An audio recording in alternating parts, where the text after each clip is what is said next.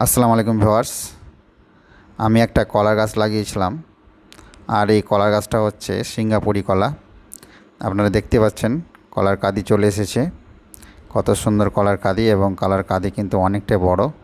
গাছ হিসাবে এই কলার কাঁদি অনেক বড়। সিঙ্গাপুরি কলার কাঁদি অনেক বড় হয়, আপনারা জানেন।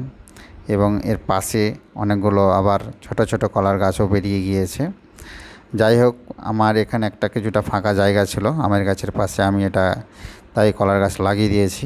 আমি গাছ অত্যন্ত ভালোবাসি, যে কোনো ধরনেরই গাছ খুব ভালোবাসি। তাই যাই হোক, আমি গাছ বিশেষ করে কলার গাছের খুব একটা বেশি পরিচর্যা দরকার হয় না। একবার লাগিয়ে দিলে আপনি শুধু ওটাকে ঘিরে রাখতেই পারলেই হলো, অর্থাৎ ছাগল টাগলে না খেলেই হলো। আল্লাহর রহমতে কলা ধরতে থাকবে, এবং এটা আপনি এক প্রকার খুব ফ্রিতে খেতে পাবেন আর কি।